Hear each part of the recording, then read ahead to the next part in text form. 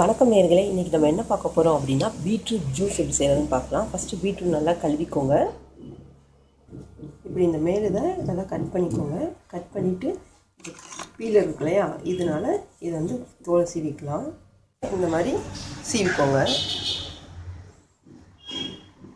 இதாங்க நம்ம தோலெல்லாம் சீவிட்டோம். இது வந்து ஒரு ஆளுக்கு ஒரு பழம் போதும். இப்போ நீங்கள் தோல் சீவணும் இல்லையா, இதை நீங்கள் வந்து இதில் ஈரப்பதம் இருக்கும். இதை நீங்கள் வந்து உதட்டுக்கு போட்டுக்கிட்டா அந்த லிப்ஸ்டிக் மாதிரி நல்லது. அந்த உதட்டில் ஏதாச்சும் புண்ணு ஏதாச்சும் இருந்துச்சுனாலும் சரியாயிடும். ஸோ இதை நீங்கள் இந்த தோலை வந்து வேஸ்ட் பண்ண வேண்டாம். இது வந்து நல்லா உதட்டுக்கு நல்லா தேய்ச்சிக்கலாம். ரொம்ப அந்த லிப்ஸ்டிக் மாதிரி நல்லாவும் இருக்கும். அந்த உதட்டில் ஏதாச்சும் புண்ணு இருந்தாலும் சரியாயிடும். இப்போ நம்ம வந்து திருவுறது இருக்கு இல்லையா, அதனால பெரிய பல்லில் நல்லா திருவிக்கோங்க ஜூஸ் அரைக்கிறதுக்கு.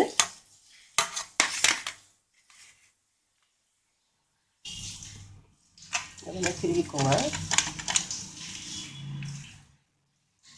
இப்போ நல்லா பெரிய பல்லாக திருவியாச்சு. எதுக்கு வந்து இப்போ பெரிய ஓட்டையில் திருவணும் அப்படின்னா, இப்போ நம்ம இதில் கொஞ்சம் தண்ணி இருக்கும் இல்லையா, அது வந்து சின்ன ஓட்டையில் திருவினிங்கன்னா அப்புறம் வந்து தண்ணிலாம் இதில் உள்ள சத்தெல்லாம் வேஸ்ட்டாக போயிடும்.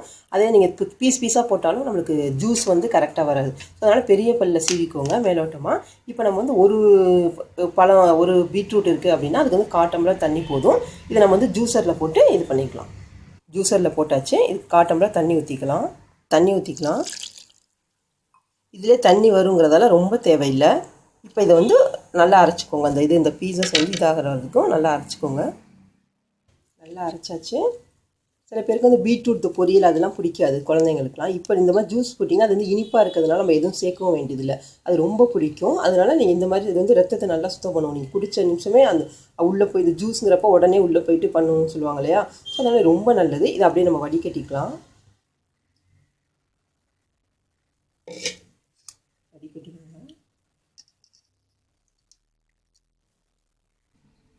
இதை பாருங்கள், பீட்ரூட் ஜூஸ் ரெடி ஆச்சு. இதில் வந்து நம்மளுக்கு தேன்ங்கிறவங்க தேன் சேர்த்துக்கலாம். ஜீனி எதுவுமே தேவையில்லை. தேன் வேணும் அப்படின்னா கொஞ்சோண்டு தேன் வேணால் சேர்த்துக்கலாம், 1/2 ஸ்பூனு.